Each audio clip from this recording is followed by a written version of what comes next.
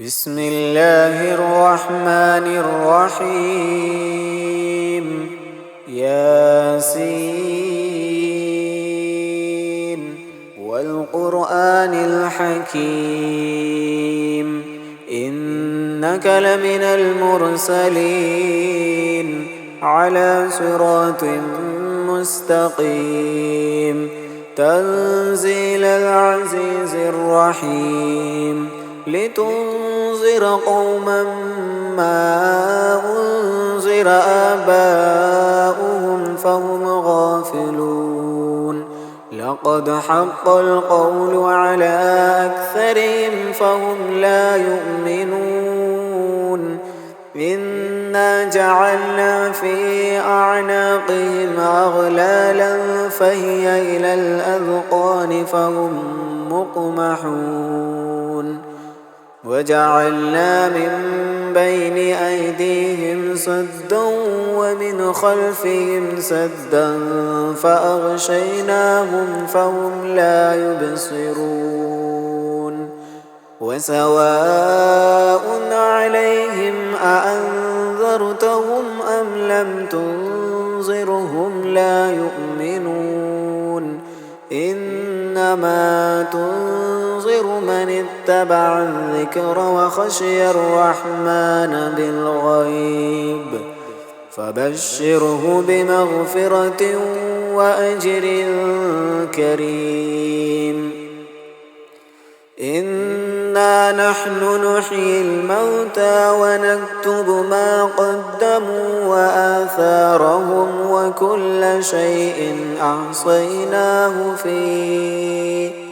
وكل شيء أحصيناه في إمام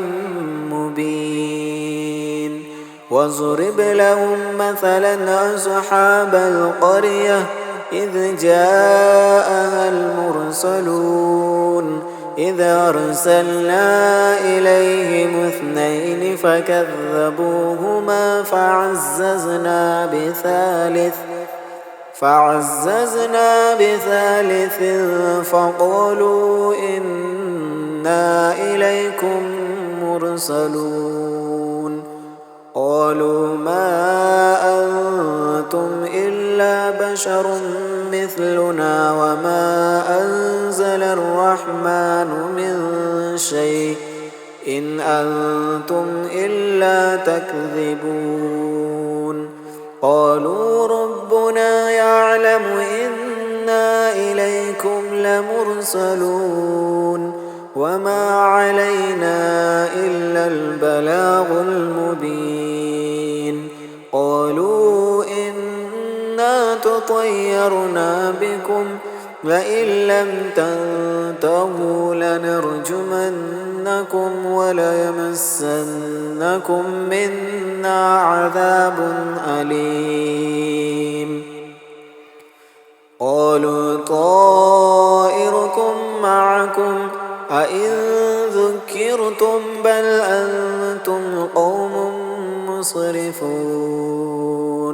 وجاء من أقصى المدينة رجل يسعى قال يا قوم اتبعوا المرسلين اتبعوا من لا يسألكم أجرا وهم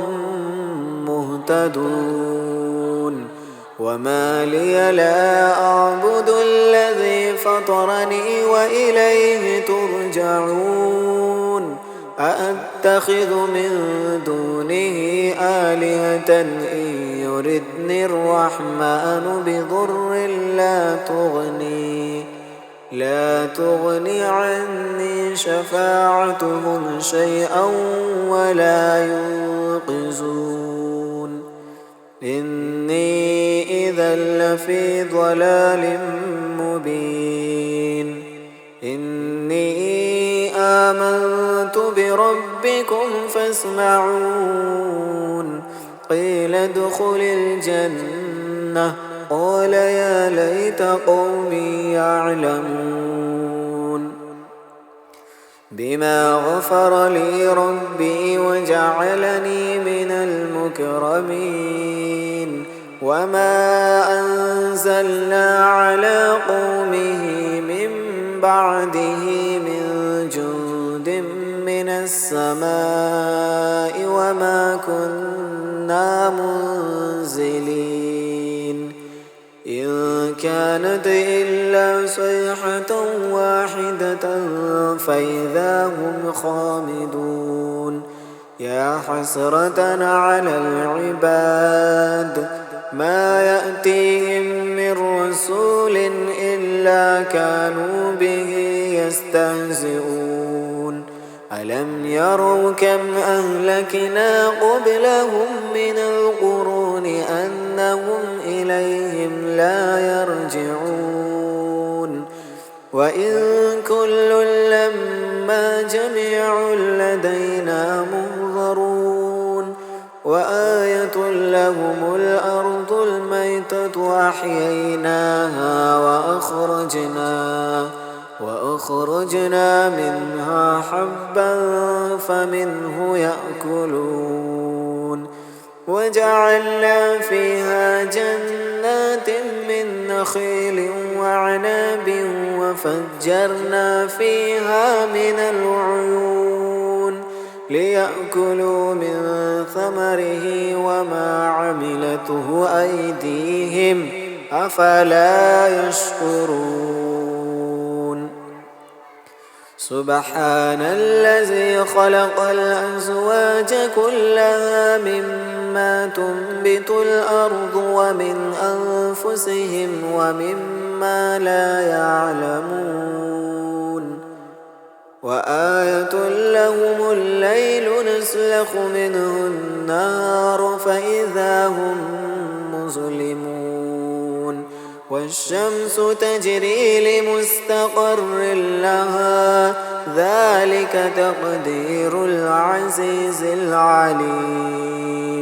والقمر قدرناه منازل حتى عاد كالعرجون القديم لا الشمس ينبغي لها أن تدرك القمر ولا الليل سابق النهار وكل في فلك يسبحون وآية لهم أنا حملنا ذريتهم في الفلك المشحون وخلقنا لهم من مثله ما يركبون وإن نشأ نغرقهم فلا صريخ لهم ولا هم ينقذون إلا رحمة منا ومتاعا إلى حين وإذا قيل لهم اتقوا ما بين أيديكم وما خلفكم لعلكم ترحمون وما تأتيهم من آية من آيات ربهم إلا كانوا عنها معرضين وإذا قيل لهم أنفقوا مما رزقكم الله قال الذين كفروا للذين آمنوا أنطعم من لو يشاء الله أطعمه إن أنتم إلا في ضلال مبين ويقولون متى هذا الوعد إن كنتم صادقين ما ينظرون إلا صيحة واحدة تأخذهم وهم يخصمون فلا يستطيعون توصية ولا إلى أهلهم يرجعون ونفخ في الصور فإذا هم من الأجداث إلى ربهم ينسلون قالوا يا ويلنا من بعثنا من مرقدنا هذا ما وعد الرحمن وصدق المرسلون إن كانت إلا صيحة واحدة فإذا هم جميع لدينا محضرون فاليوم لا تظلم نفس شيئا ولا تجزون إلا ما كنتم تعملون إن أصحاب الجنة اليوم في شغل فاكهون هم وأزواجهم في ظلال على الأرائك متكئون لهم فيها فاكهة ولهم ما يدعون سلام قولا من رب رحيم وامتازوا اليوم أيها المجرمون ألم عاهد إليكم يا بني آدم ألا تعبدوا الشيطان إنه لكم عدو مبين وأن اعبدوني هذا صراط مستقيم ولقد أضل منكم جبلا كثيرا أفلم تكونوا تعقلون هذه جهنم التي كنتم توعدون اصلوها اليوم بما كنتم تكفرون اليوم نختم على أفواههم وتكلمنا أيديهم وتشهد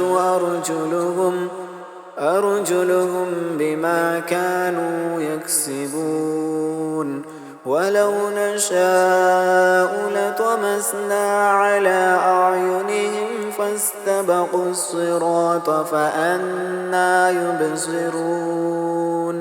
ولو نشاء لمسخناهم على مكانتهم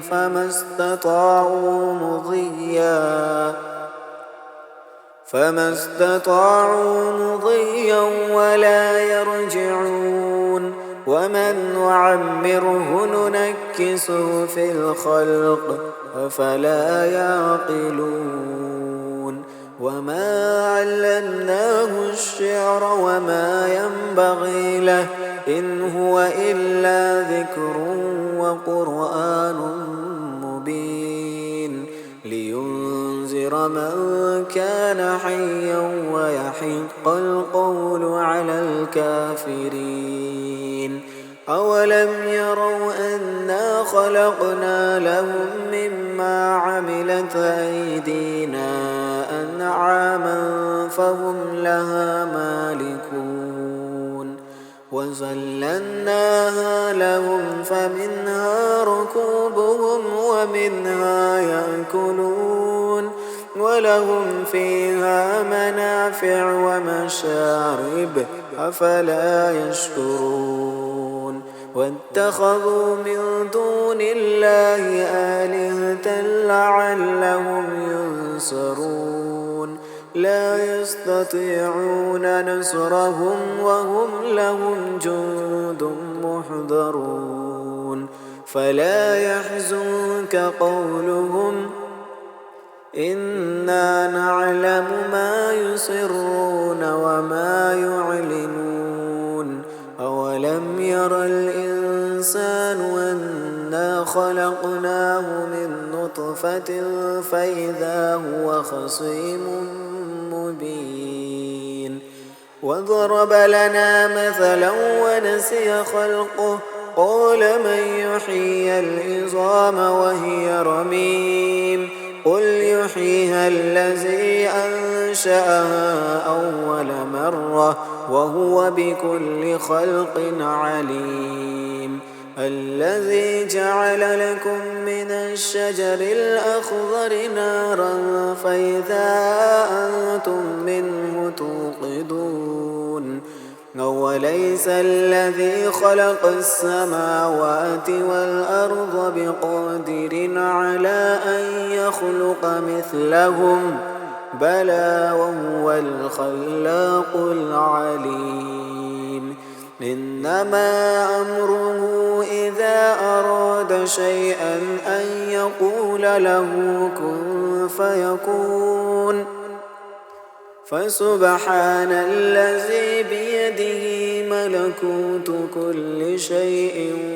وإليه ترجعون. بسم الله الرحمن الرحيم. الرحمن علم القرآن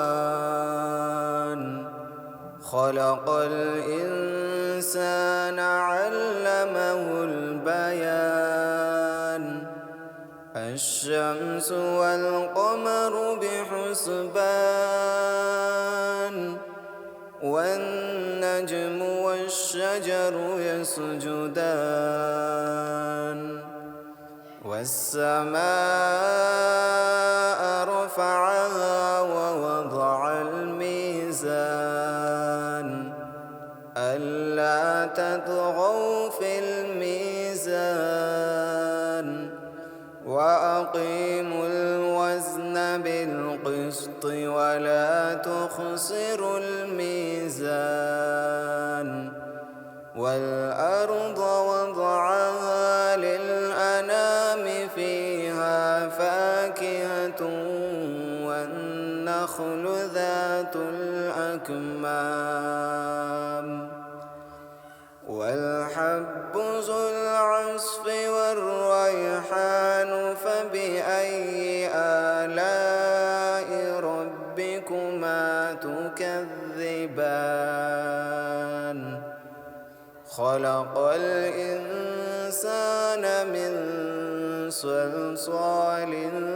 كالفخار وخلق الجان من مارج من نار. فبأي آلاء ربكما تكذبان. رب المشرقين ورب المغربين. فبأي آلاء ربكما تكذبان. مرج البحرين يلتقيان بينهما برزخ لا يبغيان. فبأي آلاء ربكما تكذبان. يخرج منهما اللؤلؤ والمرجان. فبأي آلاء ربكما تكذبان. وله الجوار المنشآت في البحر كالأعلام. فبأي آلاء ربكما تكذبان. كل من عليها فان ويبقى وجه ربك ذو الجلال والإكرام. فبأي آلاء ربكما تكذبان. يسأله من في السماوات والأرض كل يوم هو في شأن. فبأي آلاء ربكما تكذبان. سنفرغ لكم أيها الثقلان. فبأي آلاء ربكما تكذبان. يا معشر الجن والإنس إن استطعتم أن تنفذوا من أقطار السماوات من أقطار السماوات والأرض فانفذوا لا تنفذون إلا بسلطان فبأي آلاء ربكما تكذبان يرسل عليكما شواظ من نار ونحاس فلا تنتصران فبأي آلاء ربكما تكذبان فإذا انشقت السماء فكانت وردة كالدهان فبأي آلاء ربكما تكذبان فيومئذ لا يسأل عن ذنبه إنس ولا جان فبأي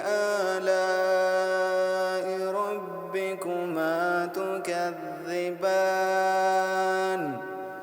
يعرف المجرمون بسيماهم فيؤخذ بالنواصي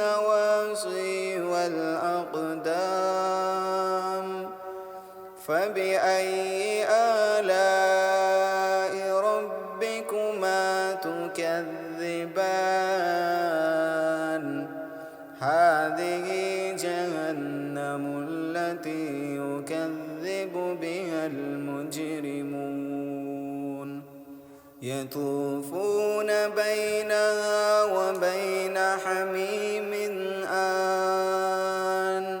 فبأي آلاء ربكما تكذبان ولمن خاف مقام ربه جنتان فبأي آلاء ربكما تكذبان ذواتا أفنان فبأي آلاء ربكما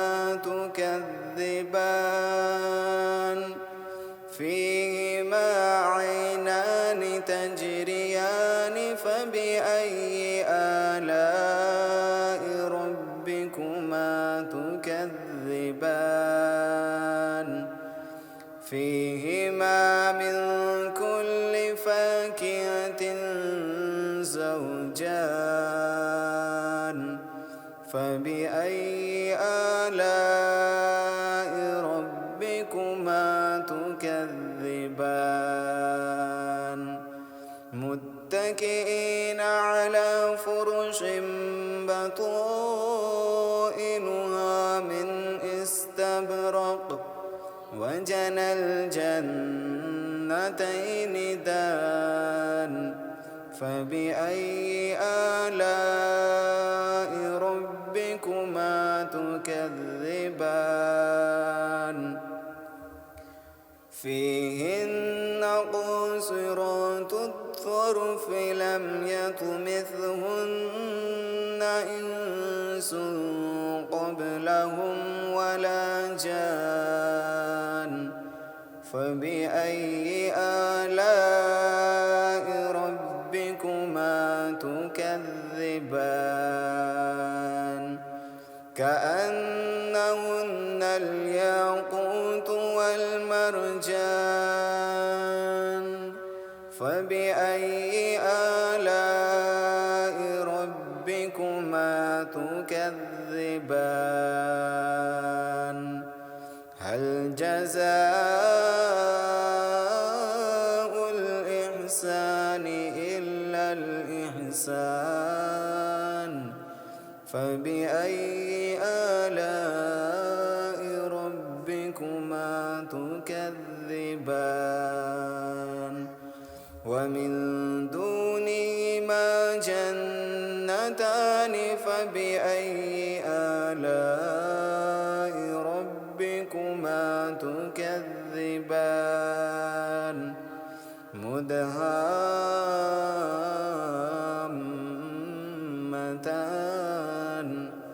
فبأي آلاء ربكما تكذبان فيهما عينان نضاختان فبأي آلاء ربكما تكذبان فيهما فاكهة ونخل ورمان فبأي آلاء ربكما تكذبان فيهن خيرات حسان فبأي آلاء ربكما تكذبان حور مقصورات في الخيام فبأي آلاء ربكما تكذبان لم يطمثهن إنس قبلهم ولا جان فبأي آلاء ربكما تكذبان متكئين على رفرف خضر وعبقري حسان فبأي آلاء ربكما تكذبان تبارك اسم ربك ذي الجلال والإكرام بسم الله الرحمن الرحيم تبارك الذي بيده الملك وهو على كل شيء قدير الذي خلق الموت والحياة ليبلوكم أيكم أحسن عملا وهو العزيز الغفور الذي خلق 7 سماوات طباقا ما ترى في خلق الرحمن من تفاوت فارجع البصر هل ترى من فطور ثم ارجع البصر كرتين ينقلب إليك البصر خاسئا وهو حسير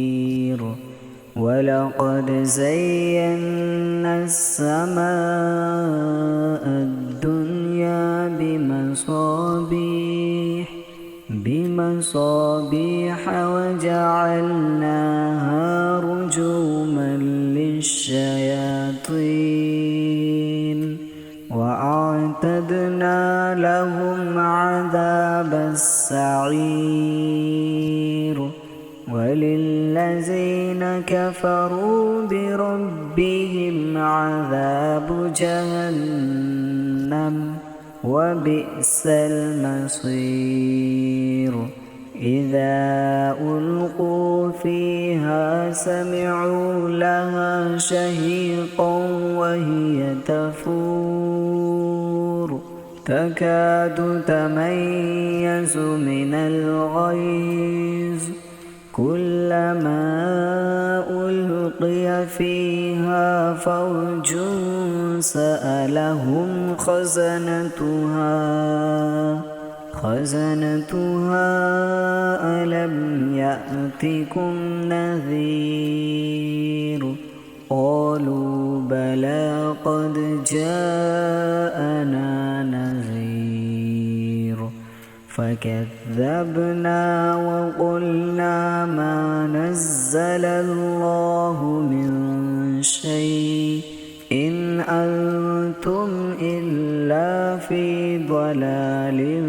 كبير وقالوا لو كنا نسمع أو نعقل ما كنا في أصحاب السعير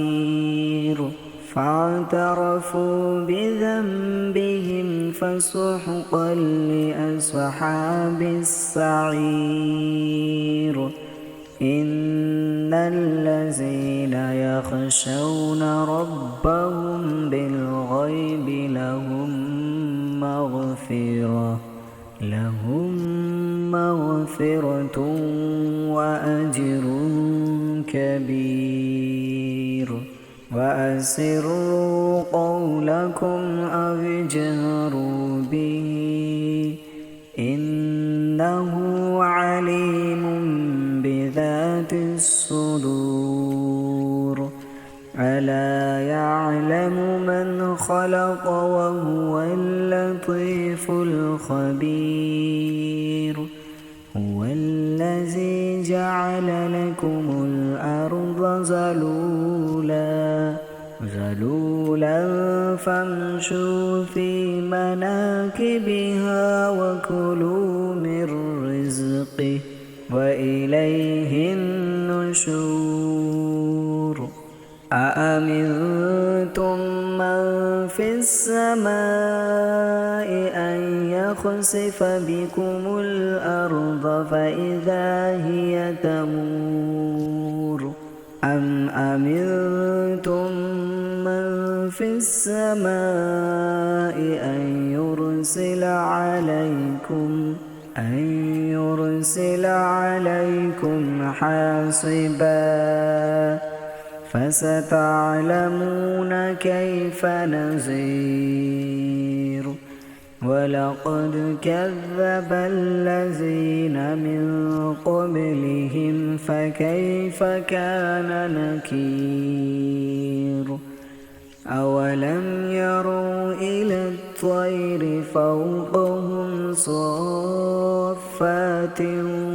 ويقبضن ما يمسكهن إلا الرحمن إنه بكل شيء بصير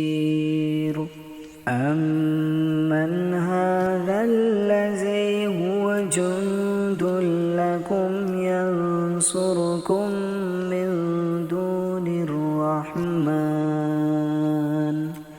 إن الكافرون إلا في غرور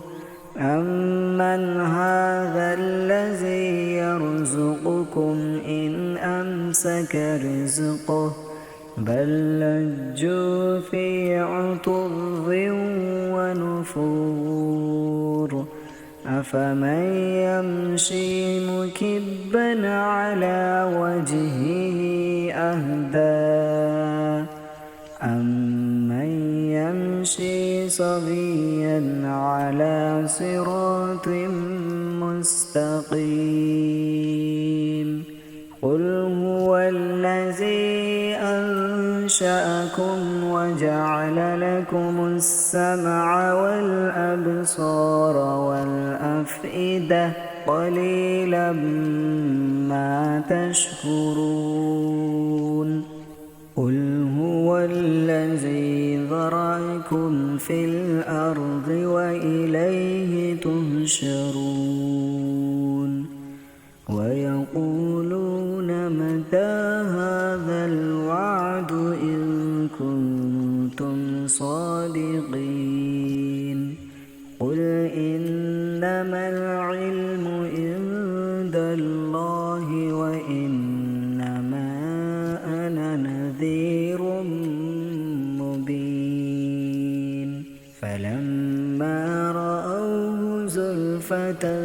سيئت وجوه الذين كفروا